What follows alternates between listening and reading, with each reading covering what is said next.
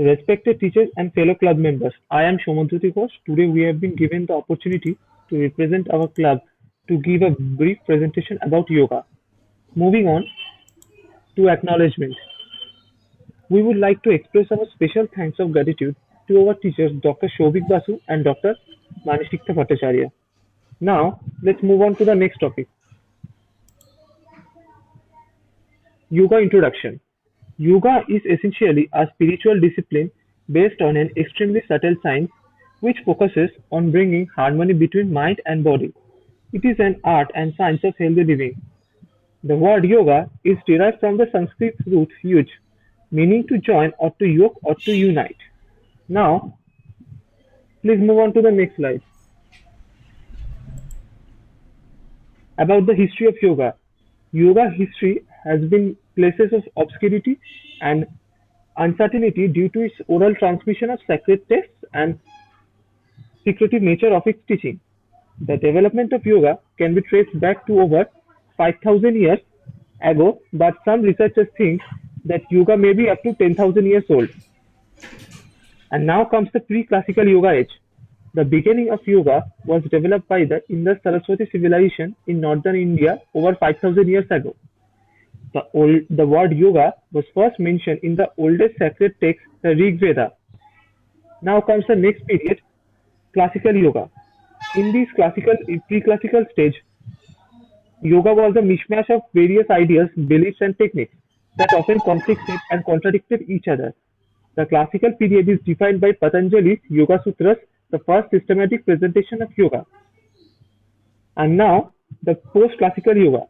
A few centuries after Patanjali, yoga masters created a system of practices designed to rejuvenate the body and prolong life. They rejected the teachings of the ancient Vedas. They also developed Tantra Yoga, which with radical techniques to cleanse the body and mind to break the knots. And now comes the modern period. Now please move on to the next slide. In the late 1800s and early 1900s, yoga masters began to travel to West, attracting attention to the followers. This began at the 1893 Parliament of Religion in Chicago when Swami Vivekananda wowed the attendees with his lectures on yoga and the universality of the world's religion. Hatha Yoga was strongly promoted in India during the 1920s and 30s by T. Krishnamacharya and Swami Sivanand. Hatha Yoga has now many different schools or styles.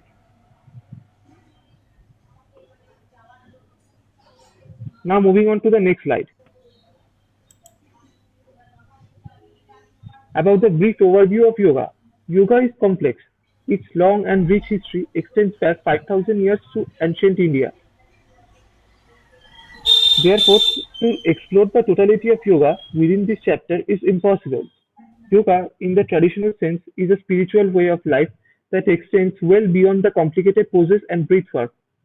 The traditional practice of yoga is actually a rigorous spiritual discipline composed of a vast array of physical and mental exercises, in addition to philosophical and moral and even nutritional practices. Yoga is complex even to define. The word yoga has several translations and comes from the root yoke, which means to bind together. And now comes the next slide. Now please move on. Ashtanga Yoga. The concept of Ashtanga Yoga came from the book Yoga Sutras of Patanjali. In Sanskrit, Ashtha plus Anga is Ashtanga. Ashtam, which means eight, and Anga is limbs, so it means eight limb path. Now comes about the history of Ashtanga Yoga. Yoga has its root about 5,000 years BC as described in Vedic philosophy and Tantras. And now about the eight limbs of Ashtanga Yoga. And comes first is Yama. And the second point is Niyama, which means internal disciplines. Number three, Asana, which means yoga postures, positions or yoga postures. Number four, Pranayama, which means yogic breathing. Number five, Pratyahara, which means withdrawal of senses. Number six, Dharana, which means concentration on object. Number 7, Dhyan, which means meditation. And lastly, number 8, Samadhi, which means salvation. Now I will hand over the next slide to my fellow friend and colleague, Pratik Chaudhary. Pratik, please continue. Hello everyone, I am Pratik Chaudhary. Now I will give some brief information about asana and pranayam. By looking on the lifestyle people suffering nowadays, it is important to focus on two major limbs of yoga, that is asana and pranayam.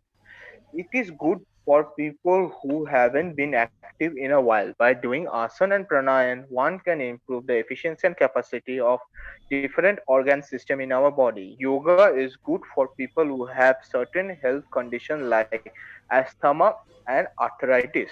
Now I will give some brief information about some yoga poses such as Urdhva Mukha Shavasana.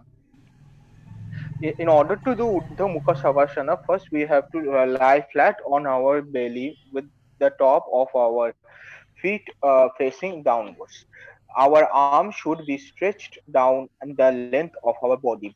We have to bend our elbows and spread our palms beside the lowest ribs. As we inhale and press our palms firmly on the mat and slowly lift our torso, hips, and knees off the mat. The entire weight of our body should be resting on the palm and top of the feet. We may look straight ahead or tilt our heads slightly backwards.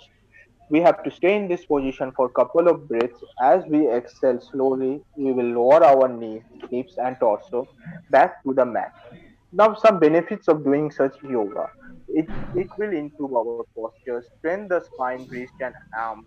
It will also stimulate abdominal organs.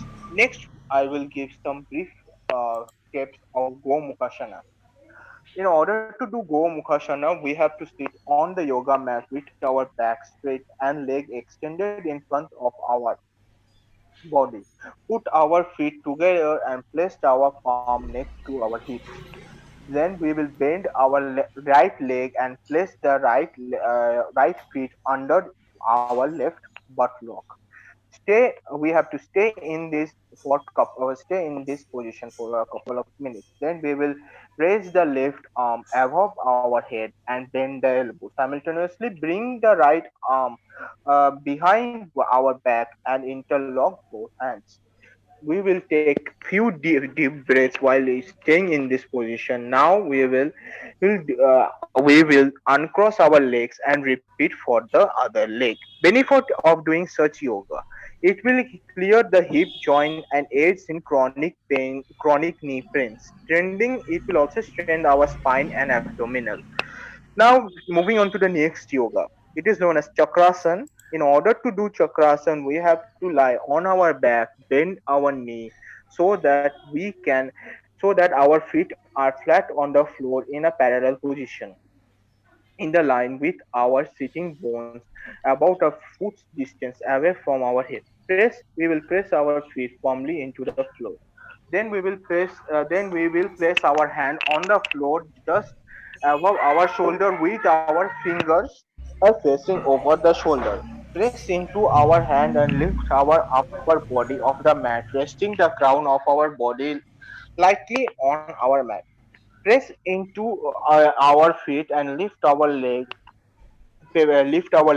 abdomen off the mat, activating our inner thighs. Then we will push more into our feet, bringing more of our weight into our palms. This will protect our lower back, maintaining the strength and stability of our arms by continuing to press firmly into the mat. Let our hand hang in a neutral position, making sure not to strain our neck. We will have to hold our breath for 5 to 10 minutes.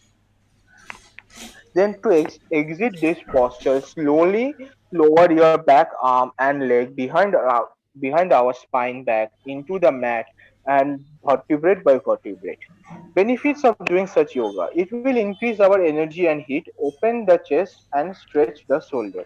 Now for the next few poses, I want to hand over the slide to my fellow club member Rahul Das. Hello everyone, my name is Rahul Das and I would like to talk about some more yoga poses. Sarvandrasan.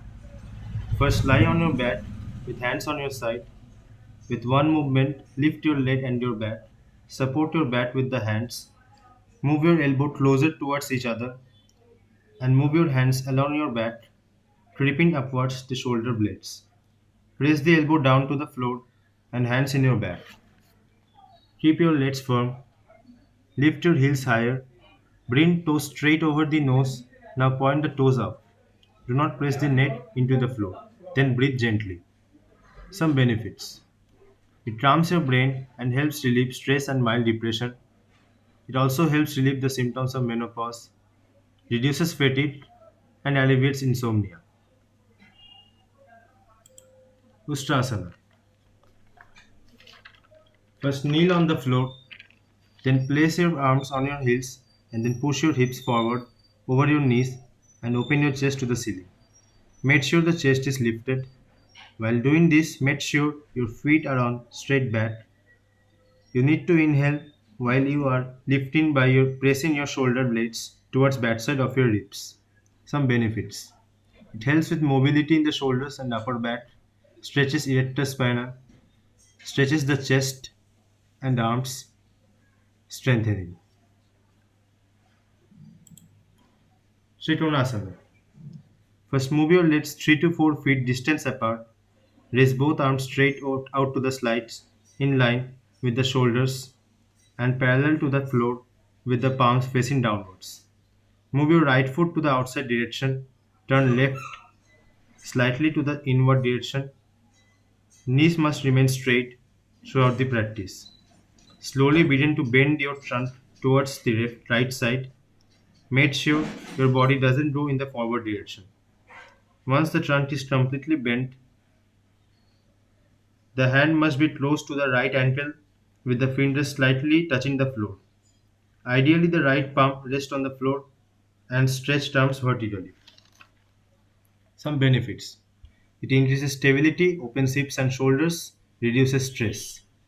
It also strengthens and lengthens the spine. Nakrasana. First, lie down flat with your feet together and your arms on the slide. Keep your arms straight and your fingers outstretched towards your toes. Start inhaling as you exhale. Lift your chest and feet off the ground and stretching your arms towards your feet. Let the weight of your body rest and make sure your eyes, finger and toes are all in one line. Then exhale slowly. Benefits: strengthens abdominal muscles, helps regulating blood flow at cellular level. It strengthens muscles, arms, thighs, shoulders. Balasana. First sit straight and comfortably in Vajrasana. Breathe gently and try to bend your body upward. Touch the floor by your forehead. Place your hands in forward direction and lay on the ground. Then breathe slowly. It strengthens the hips. Benefits: it strengthens the hips, thighs, and ankles, relieves back and neck pain when done with head and torso supported. Pavan Muktasana. Lie flat on your back and keep your legs straight and together. Put your arms beside your body and keep body and mind relaxed. Inhale deeply and rhythmically. Exhale slowly. Lift the legs and bend at the knee. Bring the legs to the chest until your thighs press the abdomen. Clasp the knees with both hands and lock your fingers. Pull your knees to touch your nose tip. Benefits: it strengthens abdominal muscles, reduces belly fat, aids in weight loss, strengthens the back. It also promotes digestion and relieves constipation. Matsyasana. First lie on your back and bend your knees with feet on the ground. Breathe in alone with slightly raising your pelvis up from the ground. Relax your hips on your heads. Keep your forearms with little lifted elbows near to the side of your midsection. Relax your head by placing on the ground. Finally, you may also straighten your legs or bend your knees off the ground. Some benefits: it stretches and stimulates the muscles of the belly in and front of the neck. It also stretches and stimulates the organs of the belly and throat. Now, I will invite my fellow club member Somudruti to talk about some precautions while doing yoga.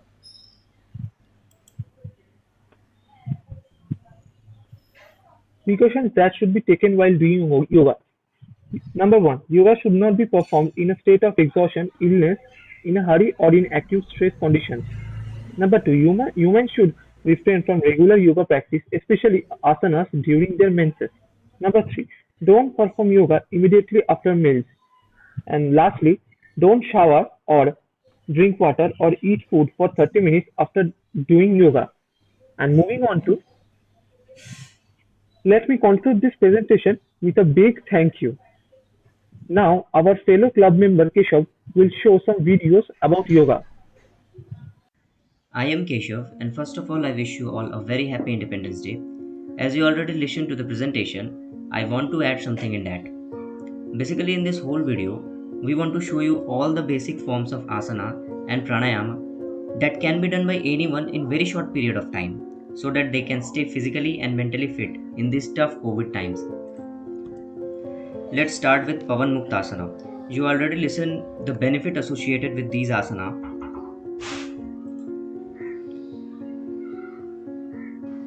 Now this is Balasana. You have to list out any 10 to 15 asanas and pranayam according to your body requirement and practice it in 10 to 15 minutes daily.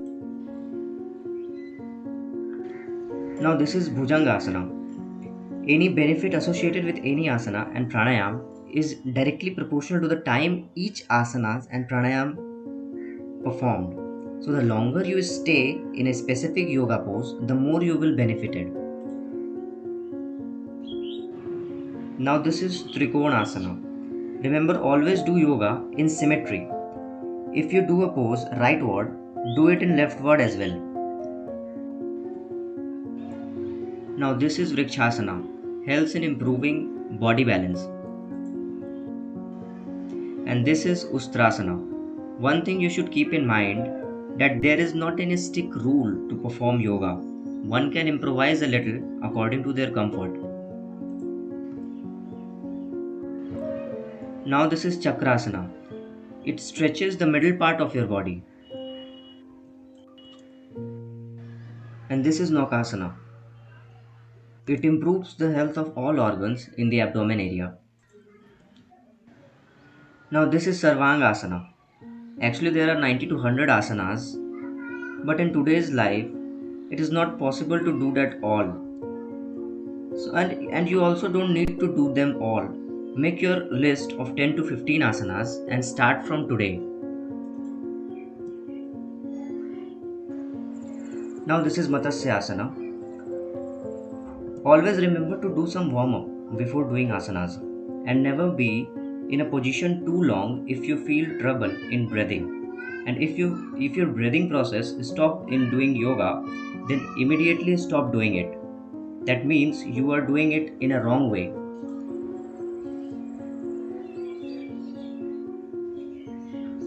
This is Gomukhasana.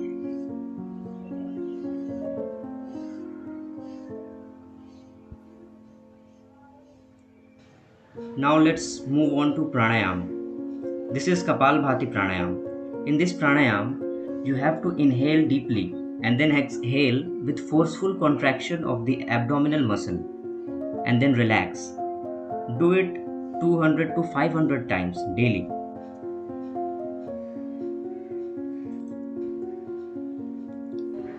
And this is Anuloma Viloma. To do this, block your right nostrils and inhale with your left nostrils, and then block your left nostrils and exhale with your right nostrils.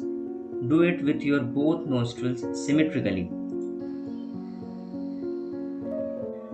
These are the list of some basic and easy asana and pranayam that can be performed by any person of any age group. Make your own list and start doing it from today. Always take the necessary precautions while doing any asana or pranayam. Whatever asanas you do, whatever pranayam you do it for a long time. Thank you everyone. Thanks a lot. Now we will be doing an interactive session with Keshav where we will be asking some common questions about yoga. Keshav, how do I know if I Yes. am doing the yoga pose correctly? So basically, if you are practicing yoga at home without a teacher, you may think that if you are doing the pose properly or not. One thing you should keep in mind from the beginning that our bodies and bones structure are all very different. So there isn't just one right way to do a pose. It's about finding out what works for your body. So developing this body awareness takes practice. So start practicing. That's it. Keshav, my question is, how often should we practice yoga? So even if you practice once a week, you will feel the difference. If you can try to practice 2 or 3 times a week, it will be good. And it will be better if you do it daily. 10 or 20 minutes of free time can easily be taken from your 24-hour schedule I and see. it will keep you energetic all day. Yeah, that's it. Keshav, what equipment Yes. do I need for my home practice? If you are practicing yoga at home, you can get started right away without any special equipment or expensive yoga pants. Wear clothes you feel comfortable, and that's also won't restrict your range of motion. So keep in mind, a yoga mat will provide some cushioning and help your hands from slipping in some poses. So that's all you need. When do you think is the best time to do yoga? The morning is the great time to practice. Opening up your body with some energizing yoga sets is definitely good for your whole day. And in Okay. the evening, a more relaxing yoga practice can be a nice way to relax you after work. And some of us are early birds, like I am a early bird, while others are like night owls. Yeah. So experiment with finding your own yoga rhythm and do what works for your schedule. Okay. Keshav, so the last question is, can I eat before yoga? It's better to have a partial or complete empty stomach during a yoga session. So leave at least 2 hours before a meal and yoga. Digestion of food requires energy, and when you do yoga straight after a meal, your energy goes to the muscle, and you are exercising. So and the body can't digest the food properly. That's why. Are you getting this?